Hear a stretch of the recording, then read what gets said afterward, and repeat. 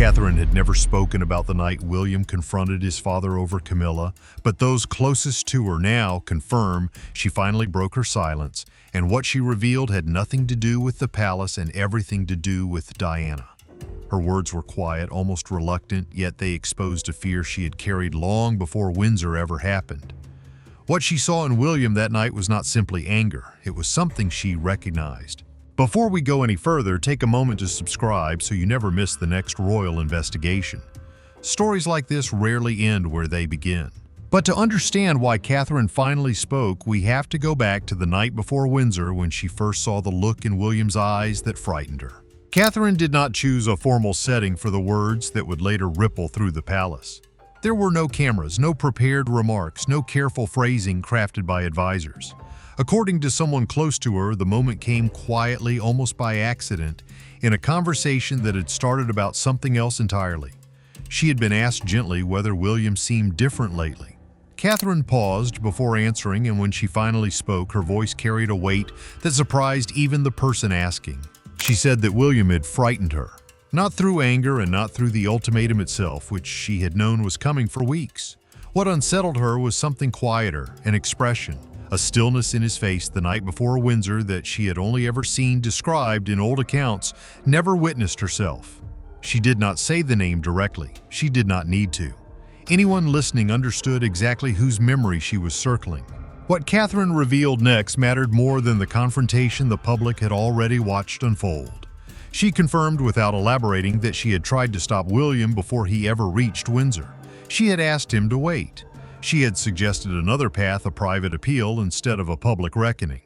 William had listened, she said, but he had already made his decision before he ever came to her. The admission reframed everything. The world had seen William as the architect of his own confrontation, a prince acting alone on principle. Catherine's words suggested something more complicated, that she had seen the confrontation coming, had tried to prevent it, and had failed. Her silence since Windsor had not been indifference.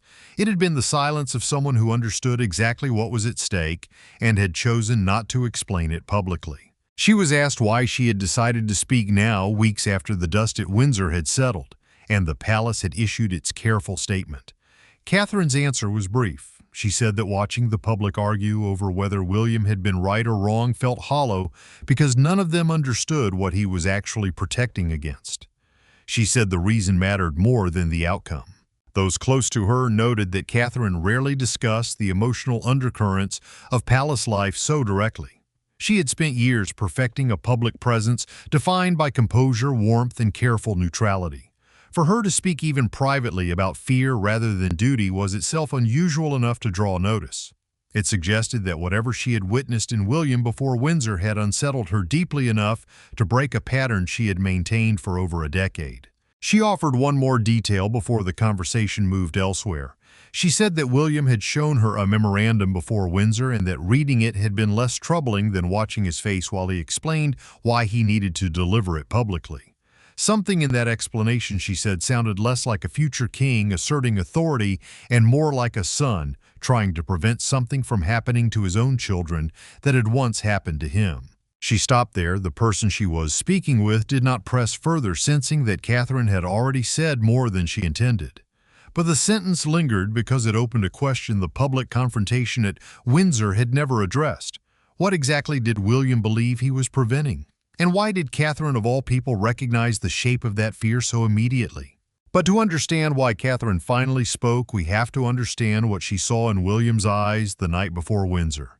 In the days following Windsor, three people carried the weight of what had happened in entirely different ways, and Catherine's private admission cast new light on all of them. Charles had retreated into a version of himself few around him had seen before. Aides described him as courteous in public, exhausted in private, a monarch performing stability while quietly grappling with the sense that his son had judged him before the world. What Catherine's words revealed, though, was that Charles had not simply endured his son's confrontation. He had hoped in the days after that Catherine might be the one to soften William's position. He never asked her directly. He did not need to. Catherine understood the unspoken request in the way Charles began seeking her out for quiet conversations that had nothing to do with royal business. Camilla, for her part, watched Catherine carefully in the weeks that followed. She had never doubted William's resolve, but she had wondered more than once where the future queen truly stood. Catherine's public composure gave nothing away, and that silence had unsettled Camilla more than open hostility might have. She began to notice small things: how Catherine positioned herself at shared engagements, how she chose her words when journalists asked indirect questions about the family's unity. Camilla did not know in those weeks that Catherine had tried to stop the confrontation from happening at all. Had she known, her fear might have shifted from wondering whether Catherine sided against her to wondering whether Catherine feared something else entirely. Catherine's own experience of the aftermath was quieter than either of theirs, but no less difficult. She had watched William in the nights following Windsor, still replaying the confrontation in his mind, still uncertain whether he had done the right thing. She told someone close to her that she recognized the exhaustion on his face. It was not the exhaustion of victory. It was the exhaustion of someone who believed he had done something necessary, but who could not yet be sure it had not cost him something irreplaceable. She also carried a private worry she did not share widely. She had begun to notice a pattern in William that reminded her of stories she had heard about his childhood: the instinct to protect through control, to draw sharp boundaries rather than risk being blindsided again. She did not believe this instinct was wrong. She believed it was inherited, shaped by a wound that had never fully closed, and she feared what it might cost him if left unexamined. The three of them moved through the following weeks without directly acknowledging what each was feeling. Charles hoped for reconciliation without asking for it. Camilla watched for allegiance without naming her fear. Catherine carried a private recognition she had not yet spoken aloud to anyone outside her closest circle. Each of them sensed that something deeper than a succession dispute had been disturbed at Windsor, but none of them yet understood how this had really begun. The evening before Windsor had unfolded quietly at Forest Lodge, away from advisors, away from cameras, in the kind of ordinary domestic moment that rarely makes its way into any account of royal life. William had shown Catherine the memorandum he intended to place before his father. He had not asked for her approval. He had simply wanted her to know what he was about to do before he did it. Catherine read the document twice. She noted the precision of it, the careful cataloging of appointments and access and influence. What unsettled her was not the content. It was William's tone as he explained why he had compiled it. He spoke, she said, with a controlled certainty that left no room for negotiation. The same measured stillness she associated with descriptions she had read of Diana confronting the institution decades earlier. Not through public outburst, but through quiet, devastating clarity. She told William directly that she recognized the pattern. She said that confronting an institution this way, however justified, carried a cost that rarely stayed contained to the moment itself. She reminded him that his mother had once tried to force clarity from the palace and had found herself gradually isolated for it, her honesty reframed as instability, her courage recast as a liability. Catherine said she did not want to watch the same machinery turn against her husband. William listened. He did not dismiss her concern, but he did not change course either. He told her that the difference this time was that he held the leverage. His mother never had the certainty of his own succession, the loyalty of key advisors, the moral clarity of protecting his children's future rather than defending his own position. Catherine was not entirely convinced, but she recognized that his mind was made up. Before he left for Windsor the next morning, Catherine said one more thing to him, a sentence she would only repeat privately weeks later. She told him, "This is how it starts. I don't want it to end the same way." William paused at the door, and for a moment something in his composure wavered. Then he told her that he understood the risk and that he had already decided it was worth taking. Catherine did not know in that moment whether her warning had reached him or simply been absorbed into his resolve.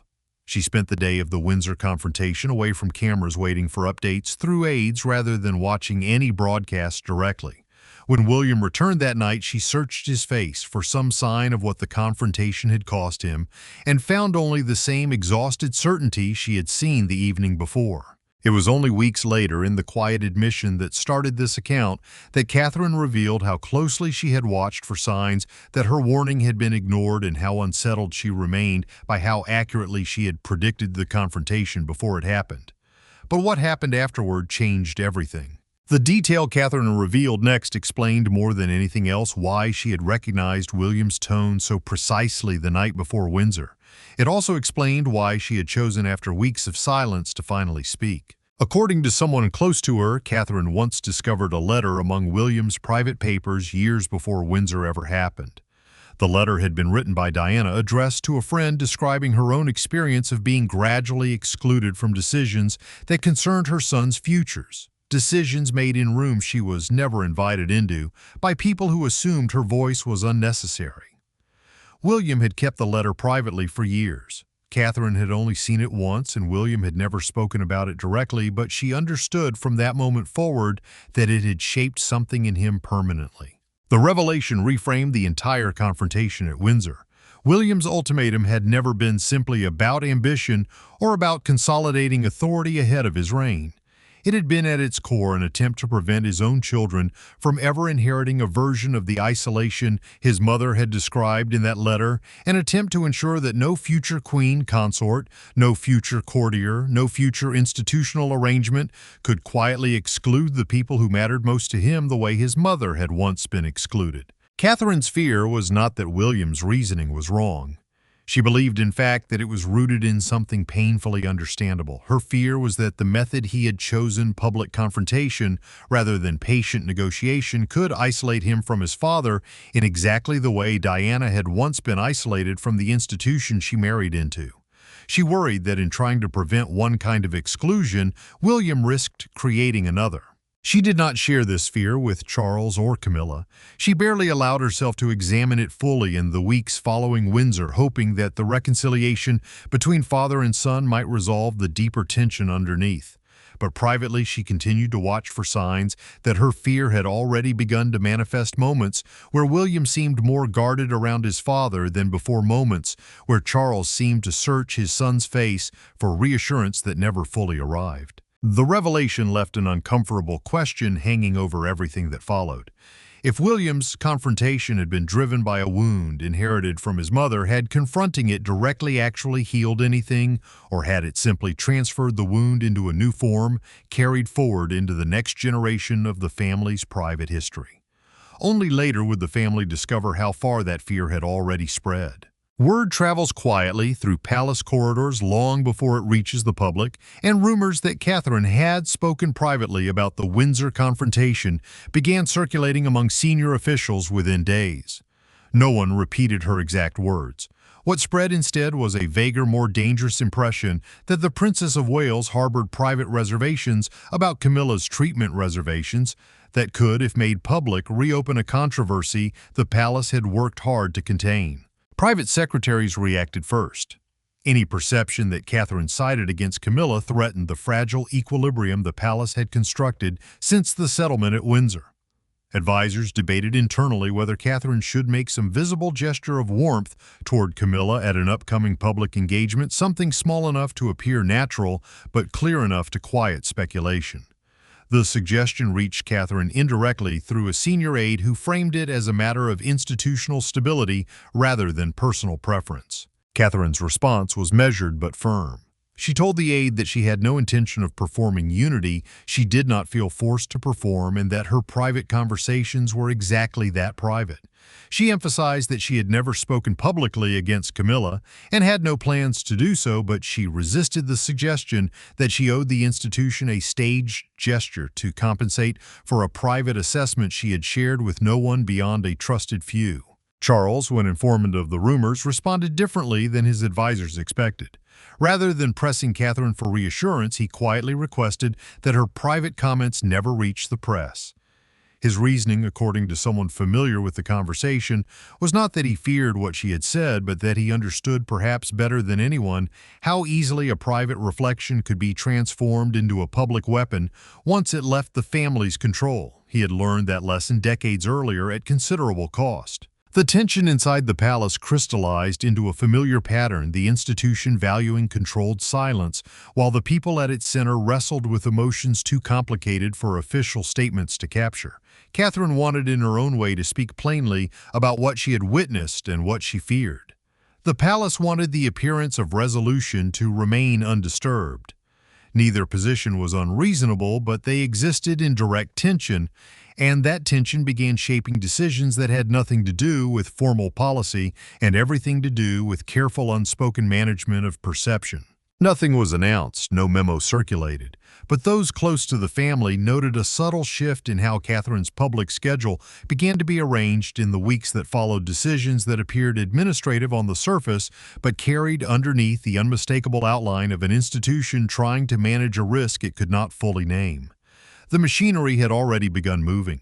The changes were small enough to pass unnoticed by anyone not paying close attention, but together they formed a pattern. Catherine's public schedule began favoring solo engagements over joint appearances that would have placed her alongside Camilla. Officials described the adjustments as routine scheduling decisions, but several royal correspondents noted the shift privately, remarking that Catherine and Camilla had not appeared together at a single public event in several consecutive weeks. At a charitable engagement focused on children's mental health, Catherine made brief remarks about the importance of protecting young people from inherited burdens they never chose to carry. The comment was almost certainly intended in the general context of her charitable work, but commentators seized on it immediately, parsing her word choice for hidden meaning related to William, to the succession dispute, and inevitably to Diana. Clips of the remarks circulated widely, accompanied by speculation Catherine had never intended to invite. Around the same time, someone connected to Diana's family reached out to Catherine through an intermediary, having sensed through channels never made fully clear that Catherine's private position aligned more closely with Diana's legacy than the palace's official narrative suggested. The contact was brief and largely symbolic, but it confirmed something significant. Catherine's private stance, however carefully guarded, had become perceptible to people well outside the palace's immediate circle. The cumulative effect placed Catherine under a particular kind of pressure that had nothing to do with her original intentions. She had never sought to position herself as a moral counterweight to the institution, and she had certainly never intended to invite comparisons to Diana. Yet the more carefully she avoided public commentary, the more her silence itself became a subject of interpretation, filled in by commentators and members of the public eager to understand where she truly stood. Increasingly, she faced quiet pressure from multiple directions to clarify her position once and for all. Palace advisors wanted reassurance that she remained aligned with the institution's carefully constructed piece. Journalists wanted a definitive statement they could publish. Even within her own circle, friends began gently suggesting that continued ambiguity might cost her more than clarity would. Catherine resisted all of it, maintaining her composure publicly while privately feeling the walls of expectation closing in from every direction. She confided to someone close to her that she had never anticipated how much her silence would come to matter, or how thoroughly it would be scrutinized for meaning she had never intended to place there. She said she felt caught between loyalty to William, respect for Charles, a complicated but genuine sympathy for Camilla's position, and an inherited protectiveness toward Diana's memory that she had never expected to carry so visibly. But one final meeting still remained, and it would be the conversation that finally settled, if only for herself, where she truly stood. The conversation between Catherine and William took place away from Forest Lodge. In a quiet, the conversation, and William, sensing its importance, cleared the evening without asking why. She began by telling him plainly that she understood why he had acted as he did. She no longer needed him to justify the ultimatum, and she was not there to relitigate whether Windsor had been the right choice. What she wanted him to hear was the cost she had watched him carry silently in the weeks since, a cost she did not believe he had fully acknowledged, even to himself. William did not deflect. He admitted in a rare moment of unguarded honesty that he had been haunted by a fear he struggled to articulate. Even to Catherine, the fear of becoming a father who protected the crown at the expense of his own family, exactly as he had once watched happen to his mother, though from the opposite direction. He said he had spent years believing that strength meant preventing exclusion through control, through documentation, through boundaries drawn early and firmly. Sitting across from Catherine, he wondered aloud whether that instinct, however well-intentioned, might one day become its own kind of wound passed down to his children. Catherine did not offer easy reassurance. She told him that recognizing the fear was not the same as resolving it, and that the coming years would test whether he could protect his family without becoming in some quieter way as guarded as the institution he had confronted. William absorbed this without argument. He told her that her willingness to say it plainly, rather than simply supporting him without question, was exactly what he needed, and exactly what he feared losing if his path ever hardened into something less examined. The conversation did not undo the ultimatum, and it did not change the settlement Charles had already issued regarding Camilla's role, but it shifted something essential between them. William left the conversation lighter not because his burden had lessened, but because for the first time since Windsor someone had named it honestly rather than simply praising his resolve. Catherine, for her part, felt she had finally said aloud what she had carried since the night before Windsor, and something in that release settled a fear she had not realized was still so present in her. Neither of them anticipated how soon the private nature of that conversation would be tested. The leak arrived in fragments rather than a single dramatic disclosure, which made it in some ways more damaging. A royal commentator with long-standing palace sources published an account describing a private reckoning between the Prince and Princess of Wales, quoting no one directly but characterizing Catherine as having voiced deep concern over the emotional toll of William's confrontation with Charles. The piece stopped short of naming Diana explicitly, but it referenced echoes of history no one in the family could ignore. Language calculated to invite exactly the comparison it claimed to avoid. Within hours, broadcasters had picked up the story, and by evening it dominated royal coverage across multiple networks. Historians and commentators debated openly whether Catherine was quietly aligning herself with Diana's legacy against the institution's careful management of the crisis, or whether she was simply doing what any spouse might do, in private offered up now for public consumption without her consent. Some framed her as a moral conscience within an institution that had historically struggled to hold itself accountable.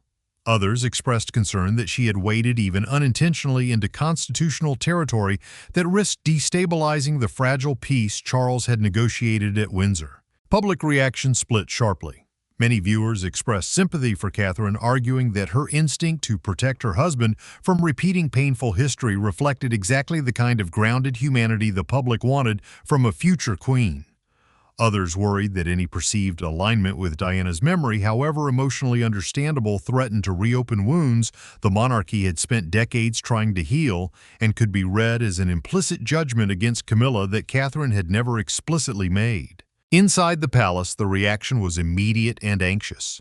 Advisors who had spent weeks trying to manage perception around Catherine's silence now faced the opposite problem, a public narrative racing ahead of anything the family had chosen to say. Charles was reportedly troubled less by the content of the leak than by its source, uncertain whether someone within the household had spoken carelessly or whether the account had been deliberately shaped to serve a particular narrative. Catherine, watching the coverage unfold from a distance, told someone close to her that she felt exposed in a way she had not experienced before, not because the account was false, but because it had stripped a private, painful conversation of its context and offered it to the public as spectacle. She said she understood for the first time in a visceral way why Diana's own words had so often been weaponized against her regardless of their original intent. The realization did not make her regret the conversation with William. It made her regret that the world would never see it as anything more than a headline. The next scheduled public engagement became, almost against Catherine's wishes, a moment the entire country watched for meaning. It was a modest charitable event chosen months earlier for reasons entirely unrelated to the unfolding controversy. Yet by the time it arrived, every detail of the seating arrangement, every glance exchanged, carried weight far beyond its original purpose. Catherine arrived separately from Camilla, a scheduling decision made weeks earlier that now appeared to observers searching for symbolism deliberately distant. When the two women were eventually seated for the event's formal program, a gap remained between them that photographers captured from multiple angles, fueling further speculation, regardless of how ordinary the arrangement may have actually been. At one point during the proceedings, William, seated nearby, caught Catherine's eye across the room. The exchange lasted only a moment, and neither of them spoke, but something in it read to those watching closely like a quiet acknowledgement of everything that had unfolded since Windsor. It was not tension. It was recognition, two people who had weathered something together privately, allowing a flicker of that understanding to surface in public without ever naming it. Later, as Catherine moved along a line of well-wishers, a young girl stepped forward and offered her a single white flower, the same variety that had for decades become quietly associated with tributes to Diana at public gatherings.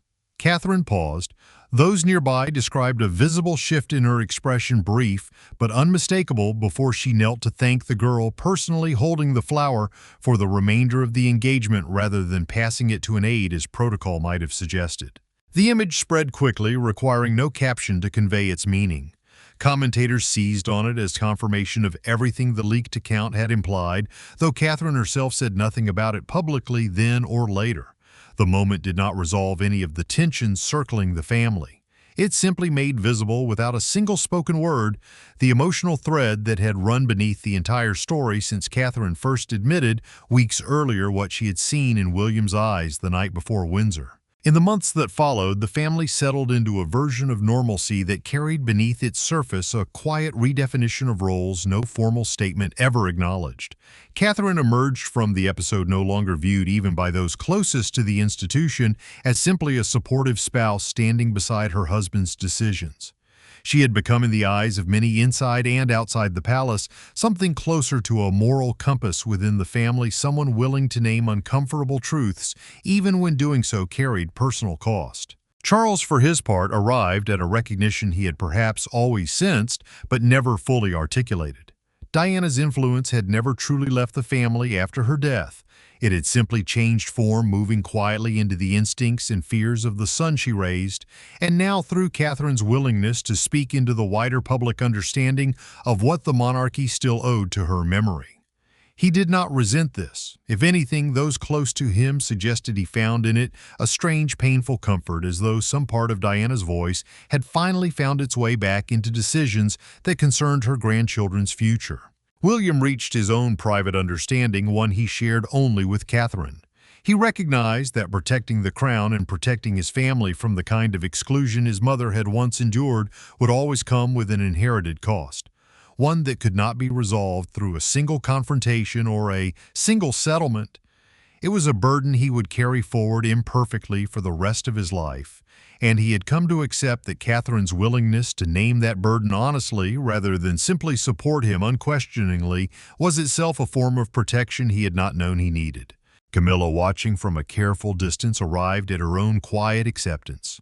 She understood now that Catherine's private reservations had never been about her personally, but about a history far older and far more painful than the current dispute over succession planning. Whether that understanding brought her peace or simply a different kind of resignation, those closest to her declined to say. What remained in the end was not resolution, but recognition. The monarchy had not simply survived a succession dispute between a father and his son. It had quietly acknowledged, through the actions of the one person who had tried hardest to stay silent, that Diana's shadow had never truly left the family at all.